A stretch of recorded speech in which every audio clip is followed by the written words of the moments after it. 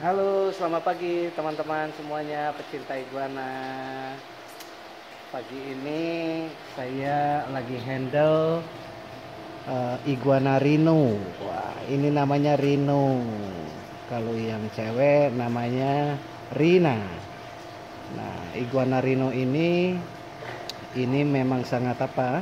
Sangat langka ya kalau di Indonesia.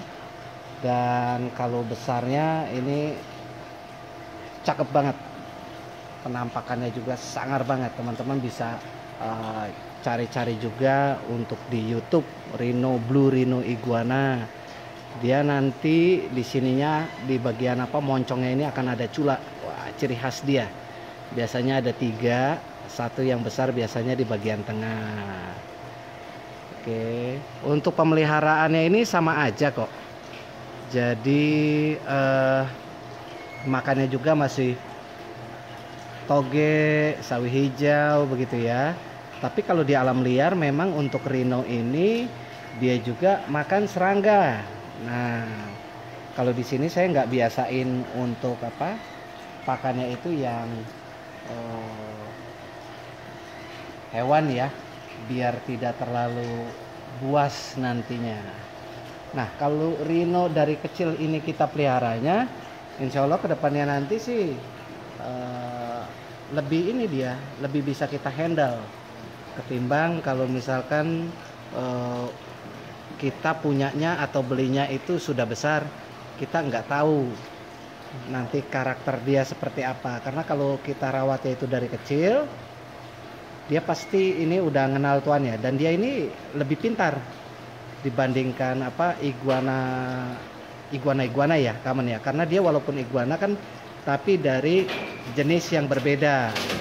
Kalau yang red, blue, green itu kan jenisnya iguana pohon ya. Kalau rhino ini masuknya itu ke kategori iguana untuk tanah.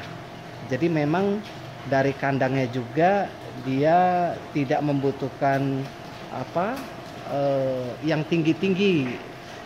Jadi dia lebih banyak memang untuk adanya itu jalannya juga datar, tidak seperti kebanyakan iguana lainnya, berbeda dengan iguana pohon ya.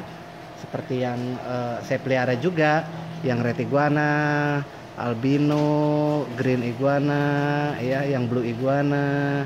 Nah, kalau dia beda ini. Tapi di samping itu teman-teman juga harus memperhatikan juga nih perawatannya, karena dia butuh ekstra juga ya, apalagi kalau masih baby.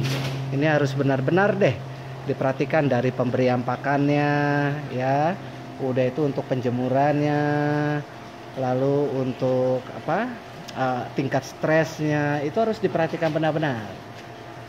Karena kalau tidak teman-teman ya, ada kejadian juga itu yang bikin sedih sih. Karena iguana ini kan langka, udah itu ya lumayan mahal ya harganya juga. Nah, tapi kalau misalkan ada satu faktor yang nggak terduga juga ya, yang namanya itu tingkat stres, itu bisa memicu juga. Saya konsultasi sama teman saya dari Surabaya, itu memang faktor tingkat stres itu pengaruh besar. Bisa jadi dia akhirnya malas makan ya. Udah itu dia jadi mogok makan, efeknya malah jadi sakit. Atau bisa juga yang paling parahnya itu ada serangan jantung mendadak. Nah, saya juga baru tahu itu, tapi itu memang fakta adanya. Jadi penting banget untuk menjaga tingkat stres iguana ini tidak besar. Salah satunya gimana? Ya, bagaimana tentang kandangnya juga ya. Nah, kalau teman-teman memelihara iguana rhino ini, bagusnya memang ada kawannya. Kalau dia tidak ada kawannya, ya dia akan lebih tinggi faktor stres ya. Kalau ada orang lalu lalang juga, dia merasa tidak nyaman juga ya, seperti itu ya. Tapi kalau dia misalkan ada di sekawanan, ya nggak apa-apa disatukan dengan sekawanan yang iguana iguana lainnya dari jenis yang berbeda pun mereka bersahabat kok dengan iguana yang green atau red atau blue ya, mereka oke-oke aja, fine-fine aja, bersahabat aja ya. Nah, seperti itu, asalkan mereka dengan temannya. Tapi kalau sendirian, kecenderungan itu tingkat stresnya tinggi. Efeknya nanti yaitu dari stres dia mogok makan mungkin ya. Lalu dia yang paling gak enaknya itu kan berakhirnya ujungnya pada kematian ya, walaupun semuanya itu sudah waktunya, sudah takdirnya ya. Kalau sampai ada kejadian seperti itu gimana? Ya sudah, diikhlasin saja. Sedih boleh, tapi jangan lama-lama bersedihnya. Ya, seperti ini teman-teman. Ini tadi pagi, ini pasangannya, ini si Rina, ini mati. Kemarin sih masih oke-oke aja, ya masih oke. Makannya juga oke. Mungkin di vlog yang kemarin-kemarin teman-teman juga ngeliat kan, dia mandi juga oke gitu ya. Tapi tadi pagi memang dia terbujur kaku nih, tiba-tiba sudah mati seperti ini. Dan sedih banget sih. Iyalah, gimana nggak sedih.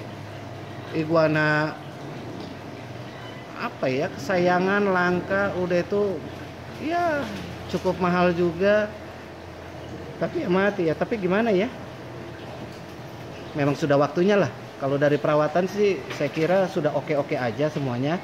Tapi itu tadi satu faktor yang nggak keduga, itu yang namanya stres. Ya mungkin saja ada bawaannya dia. Jadi kemarin-kemarin sih memang ada gejalanya ya. Kalau diingat-ingat lagi, kalau ada orang lewat dia sering warawiri. Ya mungkin itu sering kagetannya itu kali yang memicu ya itu tadi, serangan jantung dadakan. Jadi bukan cuma buat manusia tuh, hewan juga iya, apalagi baby. Ya, jadi teman-teman, hal ini bisa terjadi. Dan seringnya sih untuk iguana itu karena sakit biasanya ya kalau mati ya.